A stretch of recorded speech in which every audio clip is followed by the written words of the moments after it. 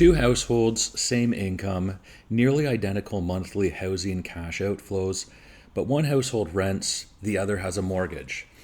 And despite similar cash payments, their financial structures are completely different. One household's housing cost creates lifestyle leverage, the other household's housing cost creates financial leverage. And if you classify them incorrectly, your entire financial analysis breaks. In this video, we're going to separate rent from mortgage accounting, build the mortgage accounting treatment properly, introduce accrued mortgage interest, and calculate the degree of financial leverage.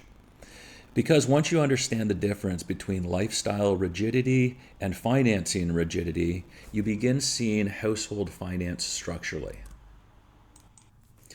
At first glance, rent and mortgage payments appear similar. Both create monthly cash outflows, their recurring obligations, and their housing costs, but accounting treats them very differently. Let's start with the renter. For the renter, rent is an expense, and the entire amount appears on the income statement. This means rent behaves as a lifestyle cost. And because rent is usually recurring, fixed, and difficult to reduce quickly, it contributes to degree of lifestyle leverage. Looking at the homeowner, the mortgage holder is different.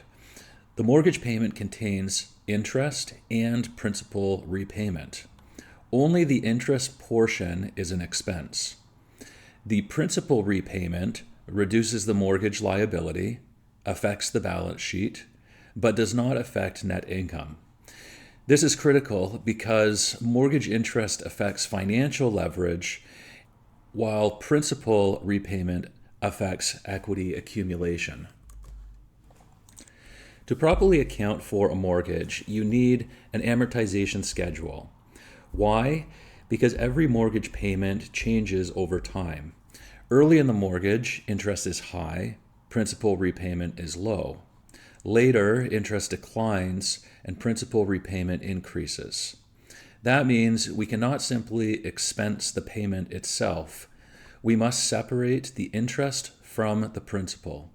And in another video, I go through how to create an amortization schedule for a loan, but the same principles apply for creating one for a mortgage. So for this video, we'll assume the schedule has already been created. We'll use a $500,000 mortgage, a 300-month amortization, which is 25 years, and a monthly interest rate of 4.17%, which is approximately 5% per year. At month 36, the payment is approximately $2,924. The interest expense is approximately $1,953, and the principal repayment is approximately $971. Now here's where the accounting becomes important. In this framework, interest is accrued first before the mortgage payment occurs. This means the expense recognition and the cash settlement are separated. This is accrual accounting. Now, you have to realize that interest has accrued since the last payment, and that means that the accrued interest liability has been building, and we've been realizing the mortgage interest expense during that period of time. That's since the last payment until month end. We continue to accrue the interest from month end up to the next period, and that is to recognize the economic cost of borrowing before the payment is made. So now the income statement is correct. It separates both the interest expense with the accrual period from the payment. And the net worth statement correctly recognized this accrued interest payable.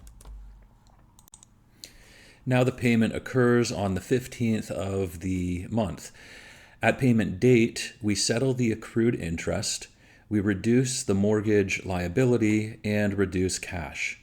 Notice there is no additional interest expense recorded here. We keep the interest expense and interest accrual as a separate entry from the actual payment. The expense was already recognized earlier through that accrual accounting treatment. This is one of the most important accounting distinctions in the entire system. Mortgage payments themselves are not expenses. Only the mortgage interest is an expense. Principal repayments reduce liabilities, therefore increase equity, and it belongs on the net worth statement.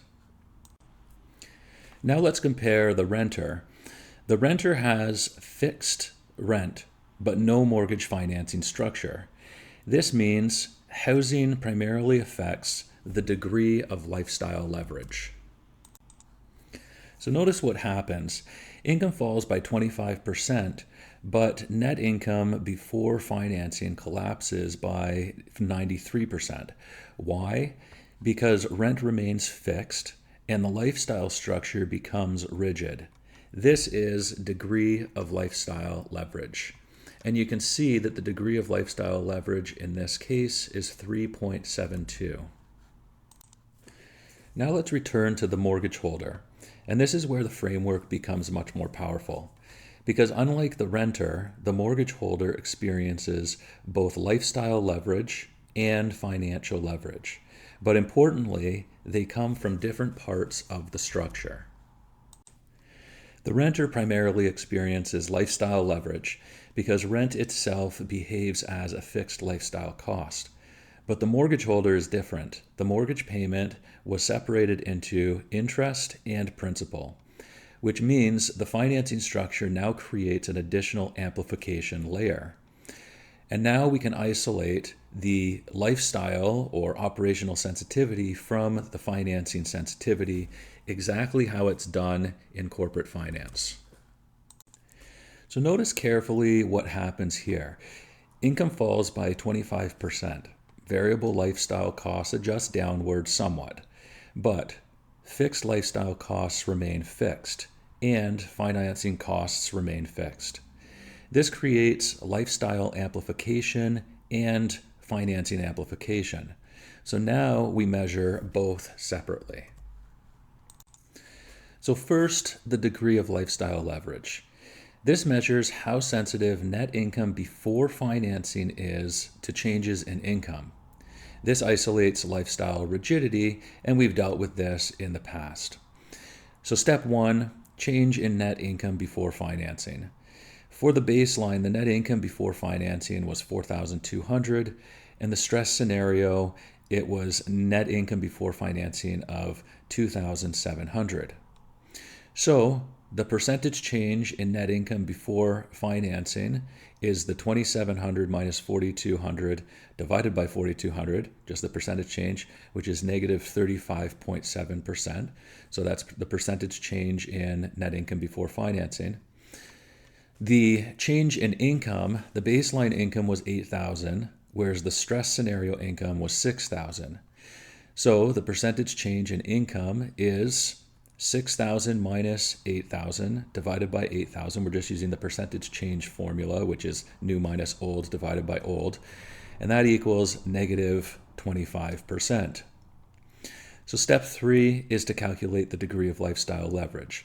Using those two inputs, we have the negative 35.7 in the numerator divided by negative 25% in the denominator.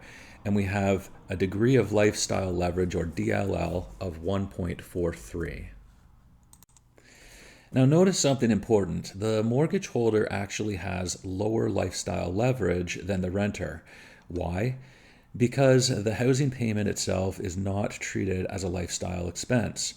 Only property taxes, hydro, gas, insurance, and other operating costs remain in the lifestyle section. The leverage has shifted. Now we isolate financing sensitivity. This measures how sensitive net income is to changes in net income before financing. This isolates financing rigidity. Now, step one here is to calculate the change in net income. The baseline net income is $1,947, and the stress scenario net income is $447. The percentage change in net income after financing is New minus old divided by old. The new amount is 447. The old amount is 1,947. So 447 minus 1947 divided by 1947 is 77% negative. Step 2 is to calculate the change in net income before financing. This was already calculated in the prior slide at 35.7%. Step 3 is to calculate the degree of financial leverage. This is calculated using the percentage change in net income divided by the percentage change in net income before financing. If we do this, we get negative 77% in the numerator, negative 35.7% in the denominator, and 2.16 as the DFL, or degree of financial leverage. This is financial amplification. The fixed financing costs, the mortgage interest and other interest expense, cause net income to collapse faster than net income before financing. And this is the key distinction. The renter's fragility came mostly from lifestyle rigidity. The mortgage holder's fragility comes from both lifestyle rigidity and financing rigidity. And now the framework becomes extremely powerful because we can separate operating structure or lifestyle structure from financing structure. Renters tend to experience higher lifestyle leverage. Mortgage holders tend to experience lower lifestyle leverage, but higher financial leverage. The leverage did not disappear, it changed form. And once you understand where leverage exists, how it behaves, and how it compounds, you begin seeing household financial structure much more clearly. Exactly like corporate finance, FP&A, and risk analysis sees it. So before this video, we separated lifestyle structure from financing structure. We learned rent creates lifestyle leverage, mortgage interest creates financial leverage, and principal repayment is not an expense. But now we need to bring everything together because in the real world, households don't experience these pressures separately. They experience them simultaneously. So in the next video, we'll begin with a complete 3-statement household model. We'll convert the traditional income statement into our contribution income statement. We'll separate lifestyle rigidity from financing rigidity. We'll apply a 30% income shock, and we'll calculate the degree of lifestyle leverage, the degree of financial leverage, and definitively the degree of combined leverage. Because once leverage layers together, small income shocks can create massive bottom line consequences. And that's where household financial analysis starts to become incredibly powerful.